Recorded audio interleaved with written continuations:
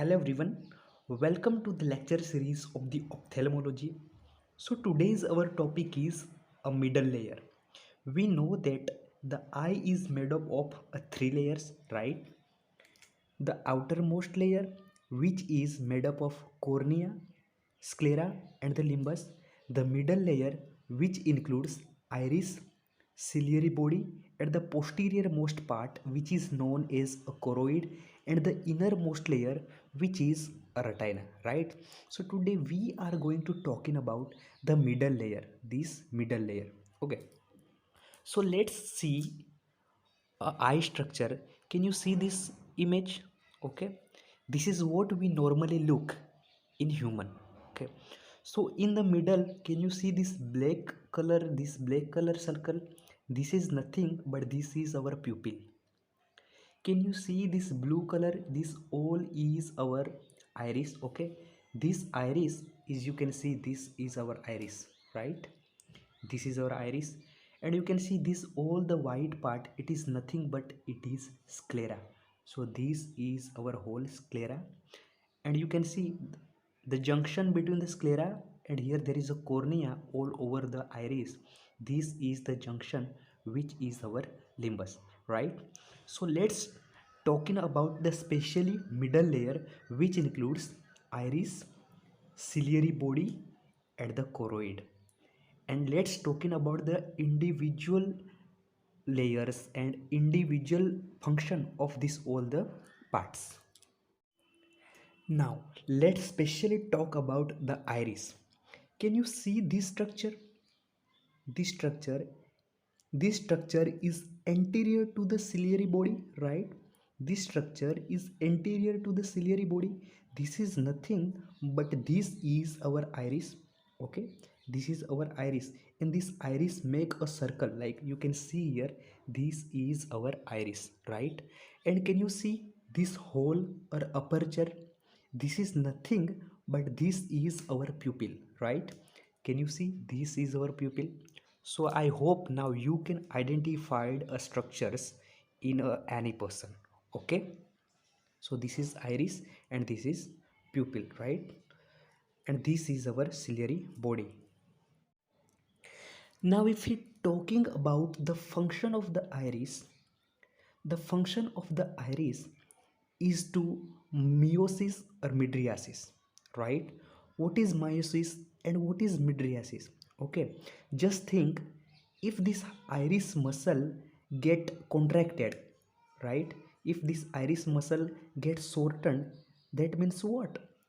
The pupil size will be increased, and the increase in the pupil size is nothing but known as the mydriasis. Okay, what is meiosis? Meiosis means decrease in the pupil size. Okay, so now let's see what kind of the muscles, what type of the muscles that are present in this iris that are responsible for the mydriasis and meiosis. Let's see a individual iris. Okay, as we know that this is black color our pupil, this blue color is our iris, and the junction between the iris, junction between the cornea and the sclera, this is our limbus, and this all the white part is our sclera. So today we are especially going to talking about this blue color structure, which is iris. So this is all what you see right here. It is iris. Can you see this black color? Can you see this black color in our diagram? This this is nothing but this is our pupil, right? And for the diagrammatically representation, I have drawn all this iris in the color, right? Red color and clay color, right? I want to show here that in this iris there is presence of two muscle. As you can see, this is one muscle and this is another muscle. Okay, so you can see one muscle is present radially, okay, and another muscle is present like a circular, like, right? Now the muscle which present radially, it is known as dilator pupillae. Why? We will know it further, right? one muscle is present circularly, right? It is known as a sphincter pupillae, right?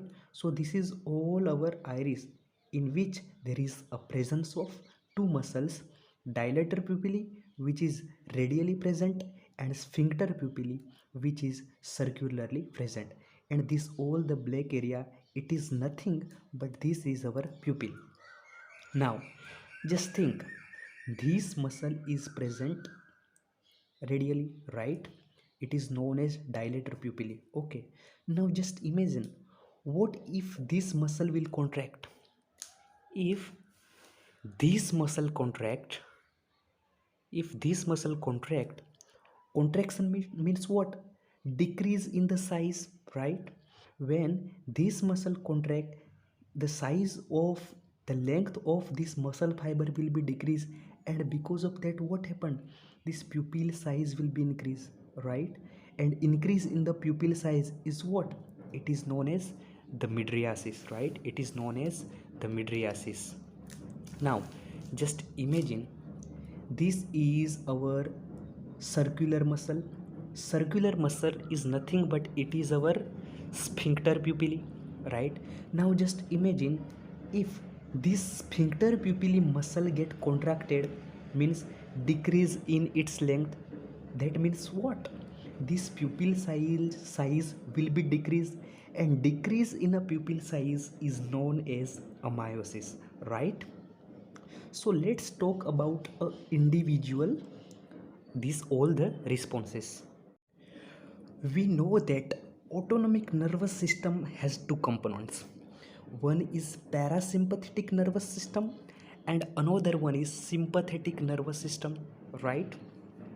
Now we should remember that we have two muscles in our iris. One is dilator pupillae, another one is sphincter pupil, right? Now what you should remember, you should remember that parasympathetic nervous system supply which muscle? Dilator pupillae or sphincter pupillae? Another thing, sympathetic nervous system supply which muscle? Dilator pupillae or sphincter pupillae? Okay, we know that parasympathetic nervous system, there is four nerves: third nerve, seventh nerve, ninth nerve, and 10th nerve, right? In the case of the eye, in the case of the iris, you should remember it is the third cranial nerve, which is a oculomotor nerve, right?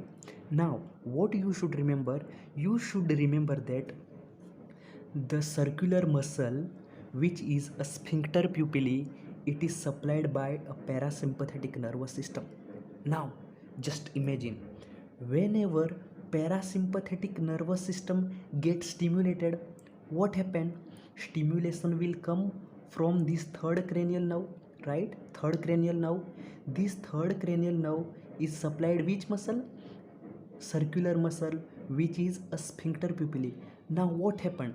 Because of the parasympathetic nervous system stimulation, this circular muscle get activated, it will contract, and because of that contraction, what will happen? If the circular muscle get contraction, there will be decrease in the size of pupil, and decrease in the size of pupil is what known as the meiosis, right? It is, as I hope I am crystal clear here. Now you should remember that it is supplied by a third cranial nerve, but it is the inferior branch of the third cranial nerve which supply the circular muscle, and this inferior branch also supply the inferior oblique muscle. Another short ciliary nerve also supply the circular muscle, which is nothing but our sphincter pupillae, right? Now let's imagine, now sympathetic nervous system is activated, right? Sympathetic nervous system activated. Now sympathetic nervous system supply which muscle? It supplies the dilator pupillae, it supplies dilator pupillae. Now if the dilator pupillae, means dilator pupillae muscle get contracted, means what?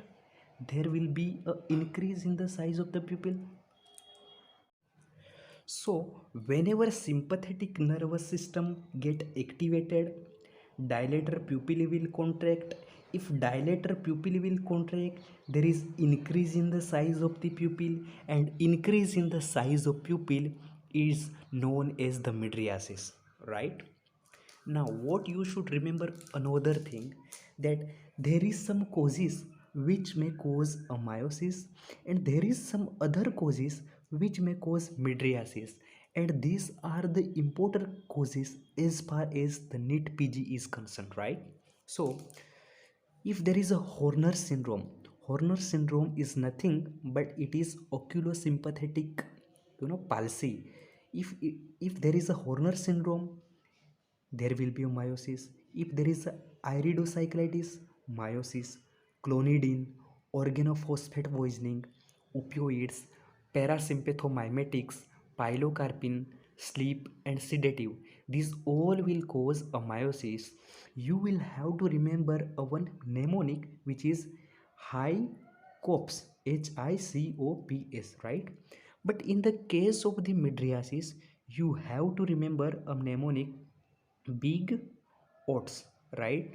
Big oats. B is for belladonna poisoning. Belladonna poisoning may cause mydriasis. So if you see a patient of belladonna poisoning, there will be a mydriasis, right? I means internal ophthalmoplegia. G means glaucoma. In the case of the glaucoma, you will see a mydriasis, right? O means oculomotor nerve palsy. We know that if the oculomotor nerve is palsy, because of that what happened? This circular vessel will not contracted, means there is no meiosis. If there is no meiosis, there will be a mydriasis. As simple as that, right? A means atropine. If you give atropine to the patient, there will be a mydriasis, right? T means tonic pupil, and S means sympathomimetics. If you give a sympathomimetic drug to the patient, there will be a mydriasis seen in the eye of the patient, right? So these are the basic things you have to remember as far as the iris is concerned, right? So you have to remember that this is the pupil and this is whole iris. In that iris there is the presence of two muscles, dilator pupillae, which is responsible for dilatation of the pupil, and sphincter pupillae, which is responsible for the constriction or decrease in the size of the pupil. I hope I am crystal clear here. Now we discuss about this iris, right? Now in the middle layer we have another two two component. One is ciliary body and another one is choroid. Now if we talk about the choroid, choroid is nothing but it is the vascular structure, means there is the presence of a blood vessel. So whenever we do a fundoscopy, we will see a red color because of this choroid layer, because fundus is nothing but it is the view of the vitreous, which is a transparent, a retina, which is a transparent, and choroid, which is a red in color, and because of that in fundoscopy we will see a red color. Now we have only one thing remain, which is a ciliary body. We know that ciliary body is divided into two parts. One part it is known as pars plicata and another part it is pars plana. Now what you should remember about pars plana, that pars plana is relatively avascular structure, okay? Pars plana is more vascular and pars plicata is more vascular, while plana is avascular, relatively pars plicata. So whenever we have to give injection, we can give that injection from here, right? Now can you see, these are nothing but this is our ciliary processes. Now what is the function of ciliary processes? We know that this is the posterior segment and this is the anterior segment. This anterior segment contains aqueous, and aqueous contain most of the portion is what aqueous humor water contains, right? So this aqueous come from where? These ciliary processes secrete aqueous, right? Now what is the function of the ciliary body? We know that ciliary body is one type of muscle.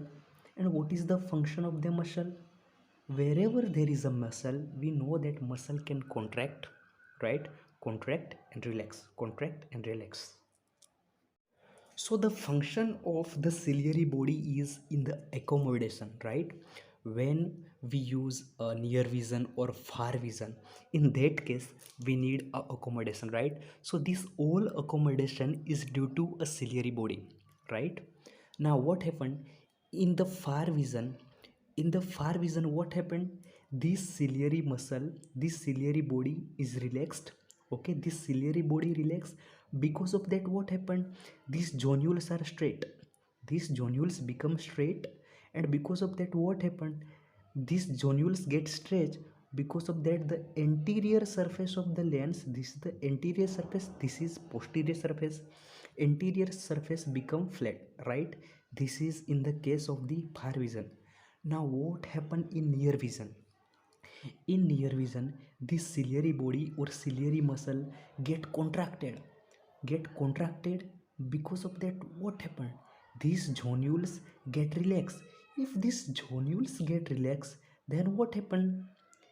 There will be a increase in the anterior surface of the lens, and because of that there will be increase in the power of the lens, right?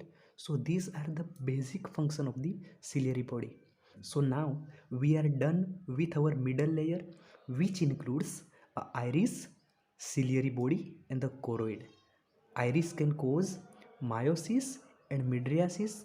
Ciliary body can cause accommodation. Ciliary process secrete aqueous, and choroid is a vascular structure, means there is a presence of a blood vessel which supply all the eye, right? I hope you understand all the concept. Thank you.